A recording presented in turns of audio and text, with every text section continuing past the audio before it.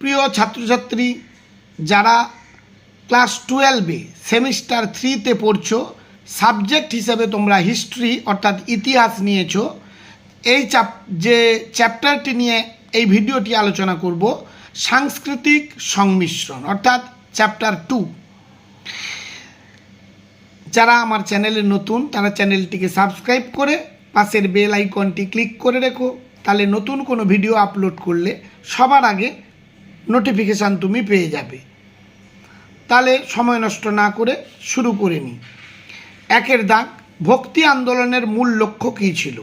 সামাজিক সাম্য এবং ধর্মীয় একতা প্রচার করা। ভক্তি সাধকদের মধ্যে কে শৈব ধর্মের প্রচার করেছিলেন? বাসবেশ্বর। সুফি আন্দোলন মূলত কোন ধর্মের সাথে যুক্ত? ইসলাম। ভারতীয় সুফি ধারার প্রধান দুটি শাখা কী কী? একটি চিস্তিয়া আর একটি সুরাবর্দিয়া। চৈতন্যদেব কোন ভক্তি আন্দোলনের সাথে যুক্ত ছিলেন? বৈষ্ণব ভক্তি আন্দোলন। সুফি সাধকেরা কোন ধর্মের মূল নীতির ওপর বেশি গুরুত্ব দিতেন? আধ্যাত্মিক প্রেম ও ঈশ্বরের প্রতি নিবেদন। সুফি সাধকদের মধ্যে কে ভারতবর্ষে চিস্তিয়া তরিকার প্রতিষ্ঠা করেছিলেন? খাজা মঈনুদ্দিন চিস্তি, অর্থাৎ চিস্তি সম্প্রদায়ের প্রতিষ্ঠাতা কি? খাজা মঈনুদ্দিন চিস্তি। বাসবেশ্বর কোন ধর্মীয় সম্প্রদায়ের সাথে যুক্ত ছিল? লিঙ্গায়েত। সর্বধর্ম সমন্বয় ধারণাটি কোন সুফি সাধকদের দ্বারা বেশি প্রচারিত হয়েছিল? চিস্তিয়া সুফিরা। কে ভক্তি আন্দোলনের অন্যতম প্রধান প্রচারক ছিলেন? কবির। বৈষ্ণব ভক্তি আন্দোলনের অন্যতম প্রধান স্তম্ভ ছিল অদ্বৈতবাদ ও কৃষ্ণ ভক্তি।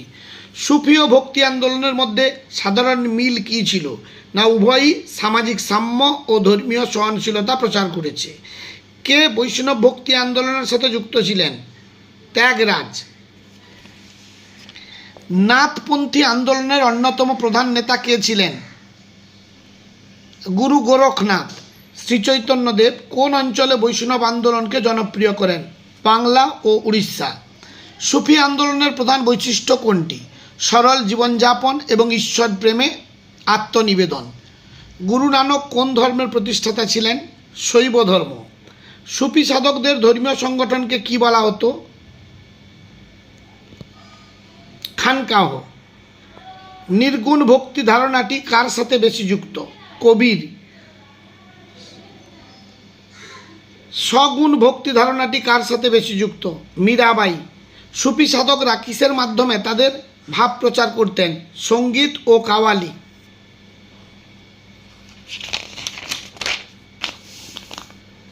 সুফি সাধকদের মধ্যে কে সাবরি তরিকার প্রচার করেছিলেন? বাবা ফরিদ। কবির কোন দুটি ধর্মের মধ্যে সমন্বয় সাধনের চেষ্টা করেছিলেন? হিন্দু ও ইসলাম ধর্ম। লালেশ্বরী কোন ধর্মীয় আন্দোলনের সাথে যুক্ত ছিলেন? শৈব। দাদু দয়াল কোন ধরনের ভক্তির প্রচার করেছিলেন? নির্গুণ ভক্তি। দরগাহ শব্দের অর্থ কী? সুফি সাধকদের সমাধিস্থল। ভক্তি আন্দোলনের অন্যতম বৈশিষ্ট্য কী ছিল? ধর্মীয় কুসংস্কার দূর করা। পদাবলী কীর্তন কার সাথে সম্পর্কিত? চৈতন্যদেব। সুফি মতবাদ কোন ধর্মের অন্তর্ভুক্ত? ইসলাম। কে শিখ ধর্মের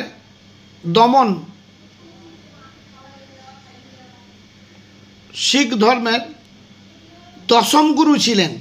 গুরু গোবিন্দ সিং। নাথপন্থীরা কিসের ওপর গুরুত্ব দিতেন?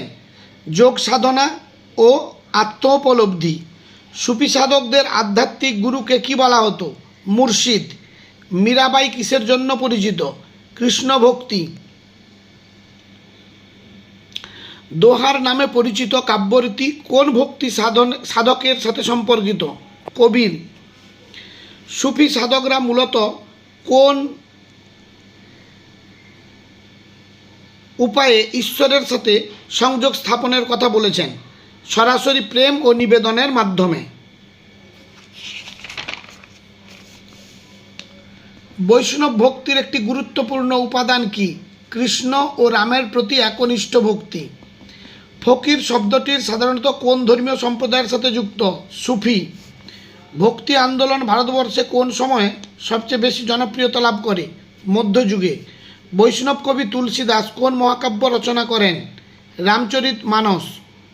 চৈতন্যদেবের ধর্মীয় দর্শনকে কি বলা হয়? রসমাধুর্যবাদ। সুফি সাধকেরা ধর্মীয় জ্ঞান প্রচারের জন্য কোন ভাষা বেশি ব্যবহার করেন? ফার্সি।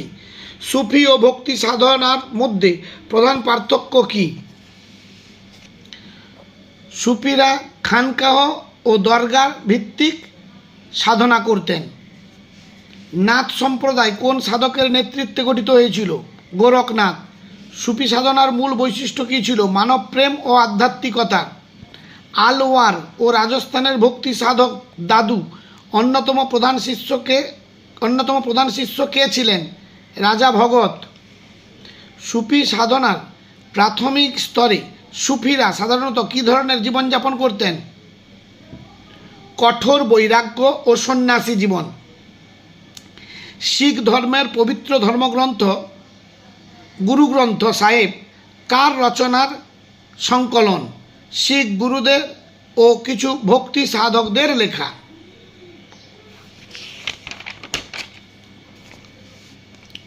সুফিদের মধ্যে চিস্তি তরিকা প্রচার করেছিলেন কে? খাজা মঈনুদ্দিন চিস্তি। মঠ ও আশ্রম কেন্দ্রিক সাধনা কোন সম্প্রদায়ের মধ্যে বেশি দেখা যায়? নাথ ও মোসি সাধকদের মধ্যে। এইভাবে প্রতিটি চ্যাপ্টারের প্রশ্ন সহ উত্তরের সাজেশান পেতে চ্যানেলটিকে সাবস্ক্রাইব করে সঙ্গে থেকো। এর আগে তোমাদের ইতিহাসের 3rd চ্যাপ্টার এবং প্রথম চ্যাপ্টারের নাম হচ্ছে ভ্রমণকারীদের চোখে দেখা,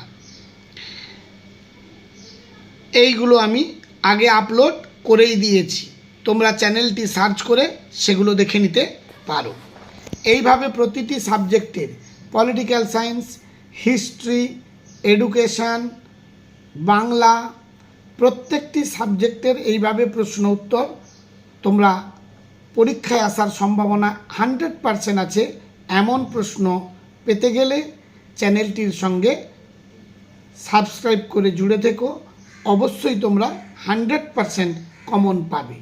কারণ এবারে পরীক্ষার প্রশ্নপত্র আর তোমাদের বিদ্যালয়ের শিক্ষক বা শিক্ষিকাগণ করবেন না, তোমাদের পরীক্ষা এবারে বাইরে দিতে যেতে হবে। মাধ্যমিক পরীক্ষার্থীরা যেভাবে দিয়েছিল ঠিক সেইভাবে, অর্থাৎ হোম সেন্টারে কোনো পরীক্ষা হবে না এবং প্রশ্নপত্র কাউন্সিল থেকেই তৈরি হবে। তাই এই 3য় সেমিস্টার এবং 4র্থ সেমিস্টার, দুটো সেমিস্টার কিন্তু তোমাদের কাছে খুবই গুরুত্বপূর্ণ। তাই ভালোভাবে তোমরা পড়া তৈরি করতে থাকো। আজ তাহলে এই পর্যন্ত, সবাই ভালো থেকো, দেখা হবে পরবর্তী নতুন কোনো ভিডিওতে।